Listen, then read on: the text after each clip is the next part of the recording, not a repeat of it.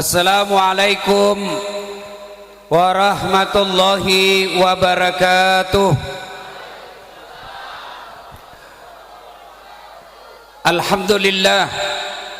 Alhamdulillahi rabbil alamin.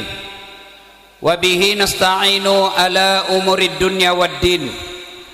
Ashhadu an la ilaha illallah wa ashhadu anna Muhammadan abduhu wa rasuluh. Allahumma salli ala Sayyidina Muhammad wa ala alihi wa sahbihi ajma'in, amma ba'd. Ibu bapak, saudara-saudara sekalian, teristimewa para alim ulama, qari dan qari'ah yang insya Allah dimuliakan dan dirahmati oleh Allah subhanahu wa ta'ala. Sejatinya setiap taklim, setiap pengajian dan kumpul-kumpul seperti ini membawa berkah di sisi Allah subhanahu wa ta'ala. Namun karena kita masih dalam masa pandemik, saya tidak menyangka kita berkumpul sebanyak ini. Panitia tidak menjelaskan kepada saya, dan ini tentunya lebih banyak mudaratnya daripada manfaatnya. Saya mohon maaf. Pandemik ini tidak bisa kita anggap remeh. Karenanya saya melihat lebih banyak yang tidak pakai masker daripada yang pakai masker.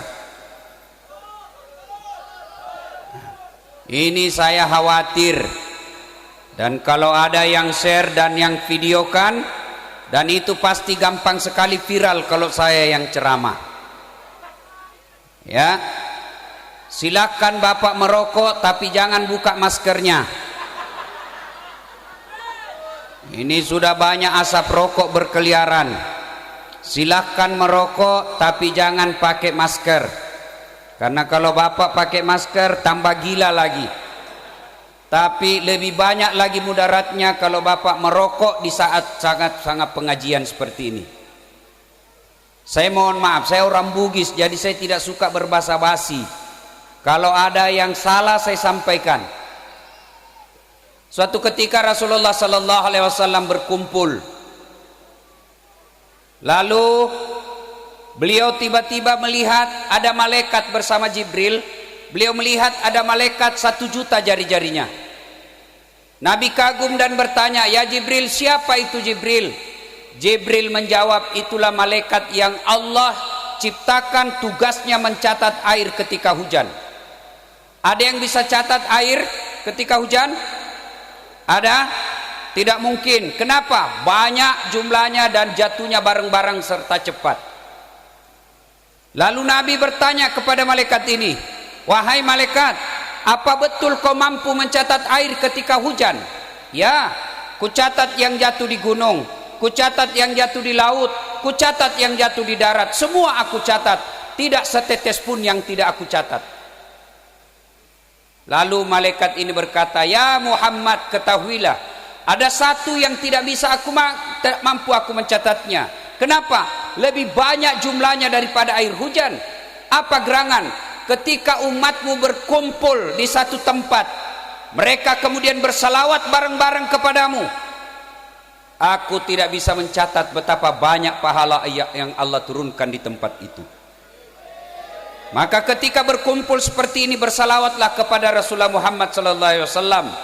Kalau bapak tidak bisa memperbanyak amal dengan tahajud, tidak bisa memperbanyak amal dengan bangun masjid, tidak bisa memperbanyak amal dengan puasa Senin Kamis, maka perbanyak amal ketika kumpul seperti ini, bersalawat kepada Rasulullah Muhammad sallallahu alaihi wasallam. Maka saya mau dengar, apa di sini kencang enggak salawatnya di? Bisa? Tapi saya mau dengar dulu mana lebih kencang suaranya ibu-ibu dengan bapak-bapak. Dan ternyata di sini sudah gabung-gabung juga perempuan dengan laki-laki. Bisa? Bapak-bapak diam dulu, ibu-ibu dulu ya. Ayo selawat bareng-bareng. Ibu-ibu, yuk, bapak-bapaknya diam, ibu-ibunya selawat, yuk. Salatullah salam ala toha, salatullah salamullah habibillah. Itu suara perempuan, bukan kencang, tapi itu namanya sahdu. Suara begitu yang kasih nafsu laki-laki. Makanya cewek kalau kau ditelepon cowok jangan mendayu-dayu. Assalamualaikum. Waalaikumsalam. Lagi di mana, Dek? Di rumah aja, Kak. Bagaimana cowok mundak nafsu? Coba kalau tegas. Assalamualaikum. Waalaikumsalam. Lagi di mana? Di rumah. Lagi ngapain? Apa kau tanya-tanya? Berhentilah kau ditelepon itu besok. Ibu-ibu diam, bapak-bapak kita dengar. Ayo Dek, salawat bareng-bareng. Salatullah ala toha rasulillah, salamullah ala yasin. Alhamdulillah. Bapak ibu saudara-saudara sekalian, dalam Islam ada 2 tahun yang aneh-aneh namanya. 1 tahun gajah, tahun lahirnya Nabi. 2 tahun duka cita, tahun Isra-nya Nabi. Ada yang tahu tanggal berapa Nabi Isra? Tanggal 1 Ab, 5 Mei. Beleng-beleng. Mana? Isra-nya Nabi 27 Rajab. Saya waktu kecil cepat sekali saya tahu sejarahnya Isra dan Mi'raj. Kenapa? Ibu saya nyanyinya memperkenalkan itu. 27 Rajab Nabi Muhammad diisrakan dari Masjidil Haram ke Masjidil Aqsa. Itu lagunya ibu-ibu dulu. Dia tahu sejarahnya itu Isra Mi'raj.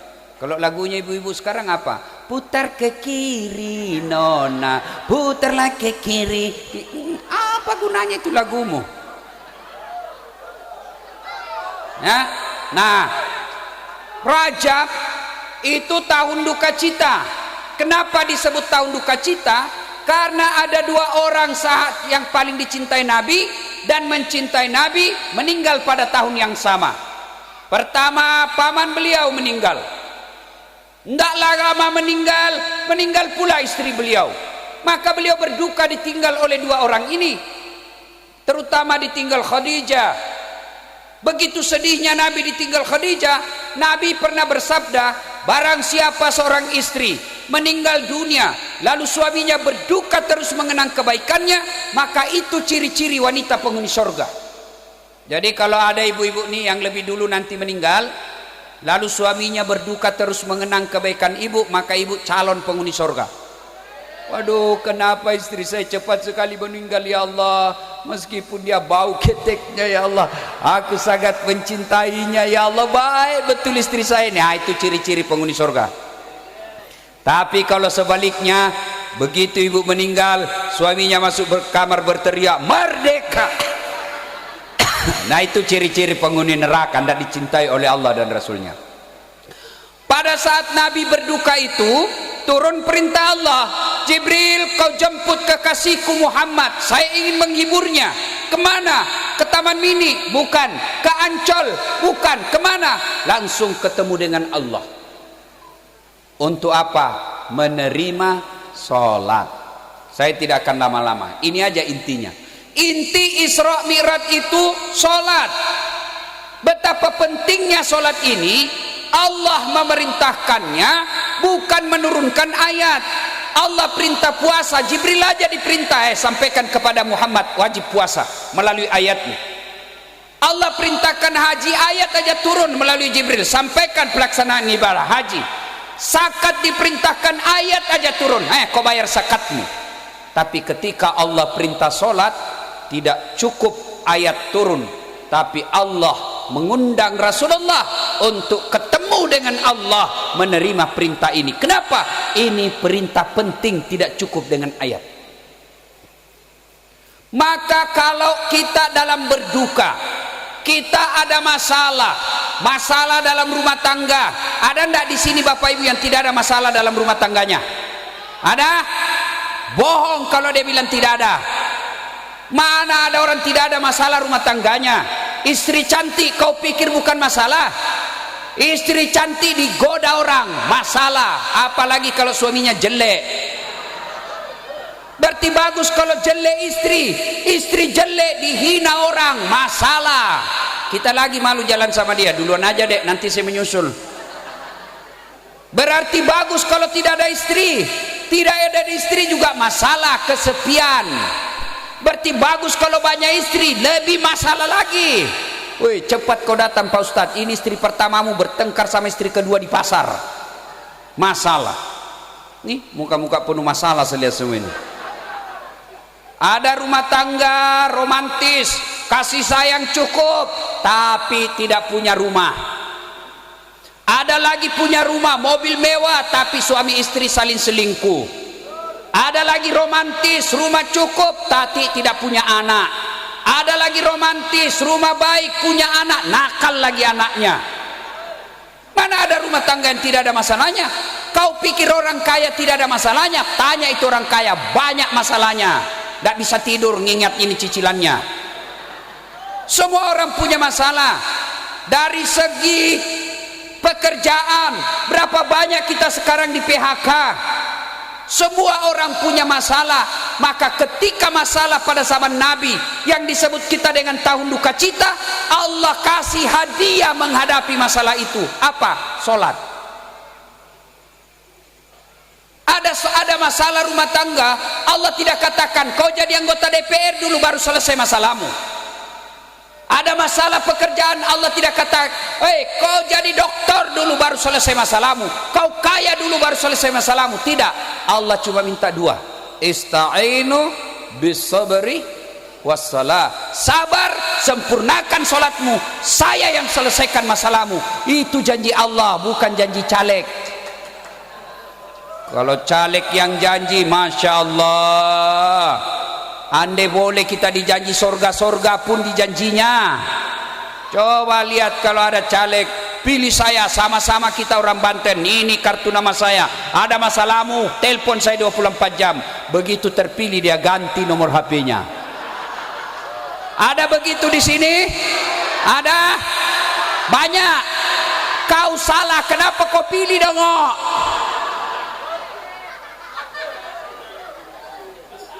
Ayo, demi Allah, kalau tidak sholat tidak ada gunanya kau hadir di dunia. Coba, kenapa ini sholat penting? Sholat ini puncak pengabdian kepada Allah. Sholat ini puncak penghambaan kepada Allah. Bapak puasa, boleh puasa sambil dengar musik, boleh. Bapak puasa, boleh puasa sambil jual beras. Bapak haji boleh sambil dengar musik. Bapak haji boleh sambil bawa jualan. Bapak bayar zakat boleh putar musik. Bapak syahadat boleh dengar musik. Tapi ketika bapak sholat, boleh ndak bapak salat sambil menjual? Allahu Akbar, Pak Haji berapa? 50.000. Sami Allah liman hamidah. Mana bisa? Kenapa? Karena ini sholat puncak penghambaan kepada Allah.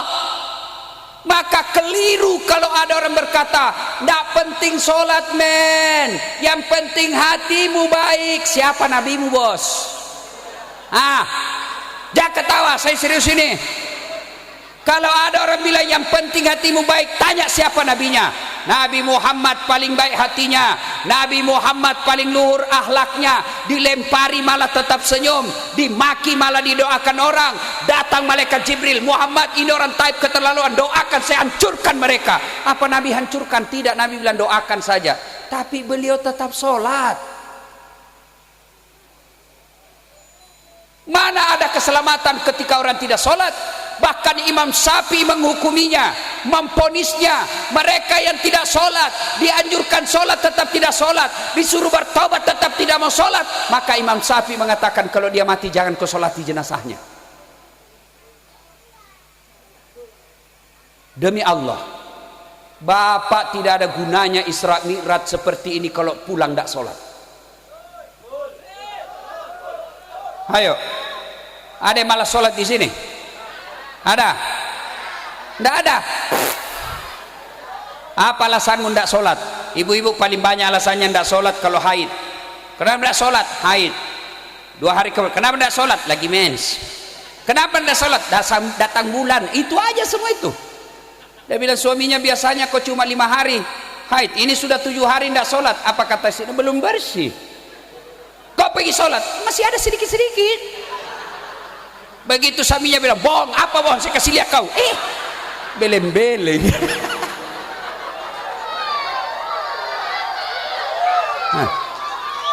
Kapan lagi perempuan banyak tidak sholat kalau ada pengantin? Kenapa bisa Ustaz? Gara-gara jilbab yang selalu saya istilahkan jilbab sakaratil maut. 3 lapis jilbabnya, kuning, biru, coklat, abu-abu. Oh, ada lagi dikasih miring di sini. Ada kayak pohon-pohon di belakang. Masya Allah. Begitu suaminya, bu, kau pergi sholat, saya sudah kasih umroh, kau jualkan tanah, kau tidak sholat. Apa dia bilang? Kau sadar Pak? Saya sudah sadar, saya suruh kau sholat. Kau sadar Pak? Kau tidak lihat ini jilbabku 1 jam dipakai.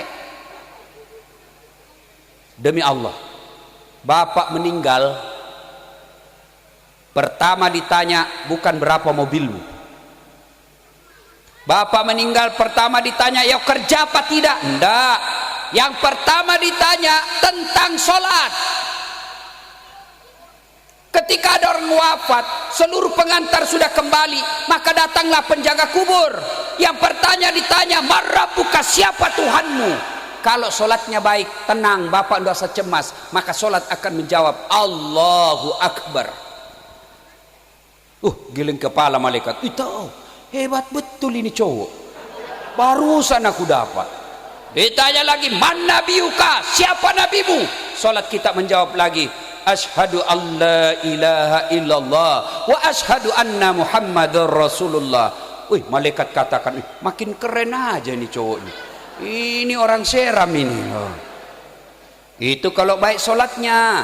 Tapi kalau tidak beres sholatnya, dia sholat cuma hari Jumat, itu pun paling terlambat datang, paling cepat pulang. Orang khotbah dia tidur, dia tahu ke malaikat, dia kasih goyang godamnya. Dia bilang, "Sudah lama ku tunggu kau celaka. Kurang ngajar, kau banyak ceritamu." Begitu ditanya, "Marabbuka, siapa Tuhanmu?" Dia bilang, "Tunggu dulu, orang baru datang." Ditanya lagi, "Marabbuka, siapa Tuhanmu?" Kaget langsung dia jawab, "Ketuhanan yang Maha Esa." Pak.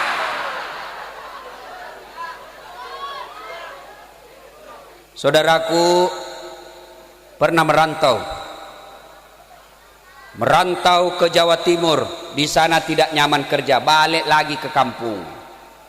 Merantau ke Malaysia, Malaysia tidak nyaman, balik lagi ke kampung. Merantau ke Sulawesi, Sulawesi tidak nyaman, balik kampung. Merantau ke Kalimantan juga tidak nyaman, balik lagi ke kampung. Masih ada harapan bisa balik kampung. Bapak sebagai PNS, pegawai negeri, ditugaskan ke satu daerah, tidak nyaman, balik lagi kampung, pensiun, tidak ada urusan. Tapi demi Allah, kalau bapak masuk kubur, senang tidak senang, kau tinggal di situ, tidak boleh kau balik. Benar. Dan orang yang tersiksa di alam kubur, kata Nabi, yang paling tersiksa al-mutakhawilu bis sholah, yang mereka menganggap enteng sholat. Suatu kali Nabi lagi duduk-duduk, tiba-tiba datang sahabat, "Ya Rasulullah, masalah di kampung saya. Kenapa? Si fulan wafat, tidak ada yang sholati." Dosa satu kampung itu. Kok bisa? "Ya Rasulullah, ini si fulan yang wafat, moncong mulutnya berubah seperti moncong babi." Nabi kaget. Nabi pergi lihat, benar Pak, mulutnya seolah-olah moncong mulut babi. Nabi doakan dengan izin Allah, berubah kembali jadi seperti manusia. Nabi solati, selesai disolati mau dimasukkan ke liang kubur, kembali moncongnya seperti moncong mulut babi. Nabi katakan, "Ya sudah, makamkan aja dia." Selesai makamkan, ditanya, "Ini orang sholat enggak?" "Sholat ya Rasul, cuma hari Jumat saja, itu pun kadang-kadang enggak." Hati-hati kau yang hari Jumat saja sholatmu. Hei, apa alasanmu tidak mau sholat? Kau ngomong sekarang, "Saya sakit Ustaz." Ada kala sakitnya Nabi Ayub. Itu Nabi Ayub seluruh anggota tubuhnya dimakan ulat. 16 tahun beliau sakit. Apa beliau menyerah dan sholat? Tetap dia sholat. Kamu baru influenza, sakit gigi Ustaz. Kalau sakit gigimu ya sudah, kau sholat sakit gigi. Allah tahu kau lagi sakit gigimu. Apa lagi? Ustaz, dia cakep Ustaz, gagah Ustaz, artis. Ada kala gagah Nabi Yusuf? Itu Nabi Yusuf begitu gagahnya, di ibu-ibu tukang gosip disuruh ngiris bawang, kasih pisau tajam, suruh lewat Nabi Yusuf. Begitu gagahnya Yusuf, terpesona ibu-ibu yang ngiris bawang, dia tidak sadar tangannya dia iris. Ada kira-kira orang gagah bisa mempesona sampai kita iris tangan tidak terasa? Jangankan terpesona iris bawang, ketek aja bau kita hilang rasa cakepnya. Yusuf alaihissalam cakep, tetap sujud beribadah kepada Allah. Ustaz, kuat Ustaz, olahragawan. Ada kala Nabi Musa, itu Nabi Musa kalau dia kunci badannya tembus bulu-bulu di bajunya, dia kunci lagi badannya terlempar songkoknya. Kalau dia berkelahi belum sampai tinjunya sudah jatuh orang Pak 30 meter. Ada kala itu Nabi Yusuf, Nabi Musa, beliau tetap sujud beribadah kepada Allah. Dia hebat Ustaz, tinggi jabatannya. Tidak ada kala jabatannya Rasulullah penghulu para nabi, beliau tetap sholat. Kalau orang kaya tidak sholat, ada kala kaya Nabi Sulaiman. Tuh Nabi Sulaiman Pak, pekerangan rumahnya emas, kerikilnya emas. Ada di sini kerikil rumahnya emas. Paling kalau orang Bugis giginya dikasih emas. Beliau tetap sujud beribadah kepada Allah. Orang kaya tidak sholat, pejabat tidak sholat, artis tidak sholat. Orang masih bilang ya sudahlah, dia kaya, tinggi jabatannya, selebriti, semua orang Indonesia kenal. Orang masih maklum. Tapi kamu sudah jelek, pengangguran, busuk mulutnya, bau keteknya, tidak sholat lagi. Bele-bele. Nah ibu bapak saudara-saudara sekalian, sholatlah. Demi Allah, tidak ada orang sengsara hidupnya kalau baik sholatnya. Ada daeng beca, tukang beca Ustaz, tukang rental apa ojek Ustaz, kalau dia baik sholatnya, kalau bukan dia yang sejahtera, anaknya yang angkat derajatnya nanti. Dia tukang cuci Ustaz, ngontrak kasihan, tapi kalau dia tekun pelihara sholat, anaknya yang angkat derajatnya orang tuanya nanti. Tapi kalau di tukang cuci, pembantu rumah tangga, sopir, tidak sholat, sampai cucu-cucunya juga nanti menderita. Maka saudaraku, kalau kalian mau hilang duka citamu, kalau hilang masalahmu dalam hidup, perbaiki sholatmu. Inilah hikmahnya Isra Mi'raj. Nabi duka, Nabi sedih, dikasih hadiah. Hadiahnya bukan puasa, hadiahnya bukan haji, hadiahnya apa? Sholat. Maka memperbaiki hidup ini, menghilangkan duka dan cita kita adalah sholat. Insya Allah, kalau Bapak Ibu sholat, ada hikmah dari pengajian ini.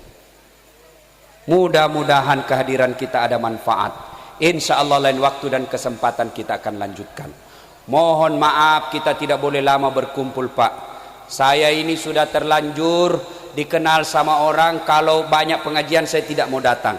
Saya sudah bicara sama panitia, tolong batasi jumlah, tolong jaga jarak. Ini sudah tidak ada jaga jarak ini Pak. Jangankan jaga jarak 1 meter, mau cowok cewek aja di situ ada, saya lihat nonton sama cowoknya. Nah bilang pacaran syar'i Ustaz, pret. Apa kok pacaran syar'i pergi pengajian? Tidak boleh. Itu sudah campur-campur. Mudah-mudahan Allah melindungi kita dari musibah yang membahayakan ini.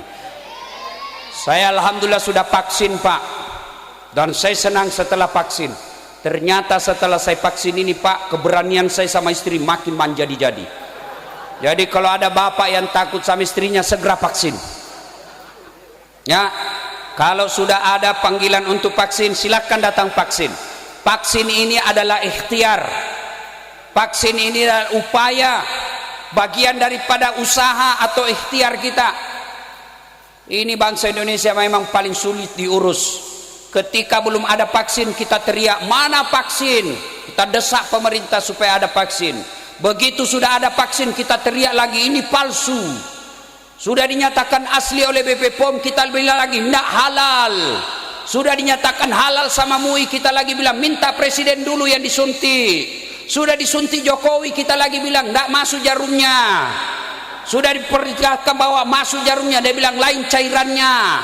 Sudah terbukti lagi cairannya vaksin, dia bilang pencitraan. Ini bangsa Indonesia betul-betul susah diurusnya, Pak. Maka saudaraku, vaksin. Kalau ada yang bilang ini tidak akurat Ustadz, ini tidak, masih ada kesalahan-kesalahan. Kalau kesalahan-kesalahan masih ada dalam vaksin itu, itulah kesempurnaan manusia. Karena hanya ciptaan dan buatan Allah yang maha sempurna. Bukan vaksin yang membuat kita mati, tapi ajal. Tiba ajal biar tidak vaksin mati. Tiba ajal biar vaksin mati. Lalu kenapa kita vaksin? Supaya kita terhindar dari penyakit. Kenapa kalau kita sehat? Kalau kita sehat ibadah kita sempurna. Coba lihat, gara-gara vaksin, gara-gara virus ini, sholat kita sudah jaga jarak. Alhamdulillah sekarang sudah boleh berjamaah. Mudah-mudahan nanti kalau kita sudah vaksin semua, Ramadan masuk kita sudah boleh tarawih. Kita sudah rindu mau ke Baitullah untuk umroh. Tapi selama kita masih ada pandemik ini, kita tidak bisa pergi lagi ke umroh, tidak bisa lagi sholat jamaah dengan rapat, tidak bisa lagi kita buat tabligh akbar yang menghadirkan satu kampung. Maka supaya kita segera bangkit dan hilang vaksin, hilang COVID ini, maka mari sambut vaksin itu. Segeralah kita vaksin, dan alhamdulillah vaksin ini gratis alias tidak dibayar. Nah, ibu bapak saudara-saudara sekalian, pada akhirnya kalau ingin menghilangkan duka cita, ingin berdialog dengan Allah, maka gunakan sholat 5 waktu. Demikian, lebih dan kurangnya mohon dimaafkan. Kenapa ibu? Lanjut. Memangnya saya pilkada. Lanjut.